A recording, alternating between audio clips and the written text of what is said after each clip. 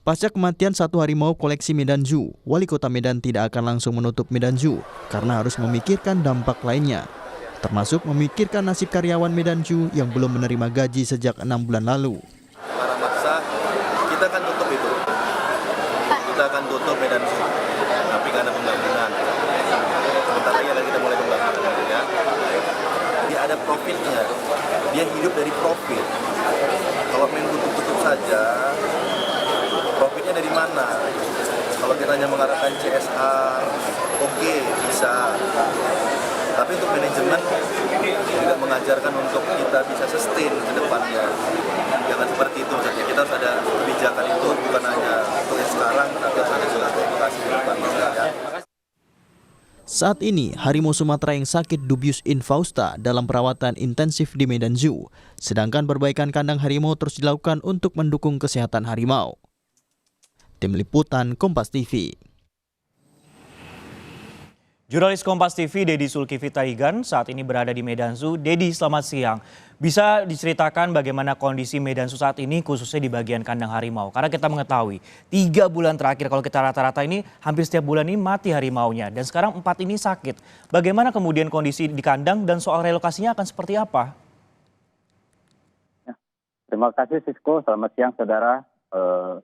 Medan Zoo saat ini memang sedang mendapati berbagai masalah, terutama atas kematian dari 4 harimau yang terjadi dalam kurun waktu 3 bulan saja.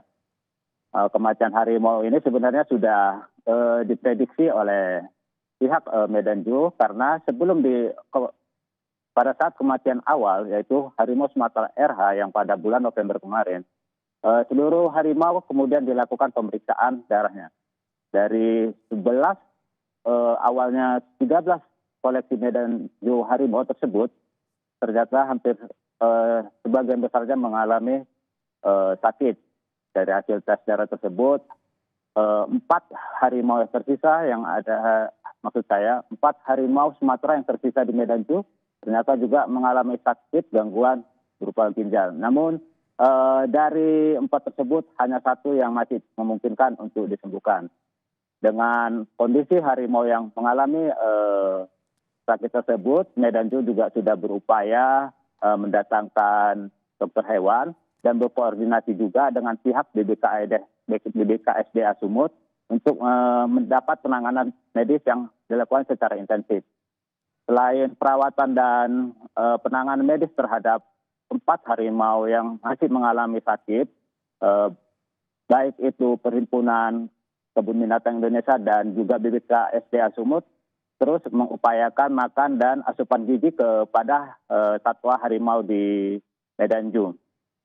Selain itu juga Medan Zoo masih mengupayakan perbaikan kandang yang dilakukan secara bertahap, baik itu di beberapa kandang harimau maupun di beberapa kandang satwa lainnya yang ada di Medan Zoo.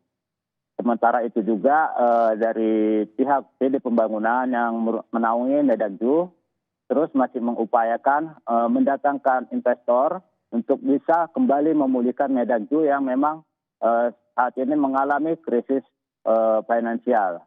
Sementara itu dengan kondisi Medan Zoo yang mengalami beberapa masalah keuangan, ditambah dengan pengunjung yang sangat sedikit datang dalam beberapa bulan terakhir ini, menambah beban dari Medan Zoo karena tidak hanya ada satwa di Medan Zoo, tapi juga para pekerja yang perlu digaji.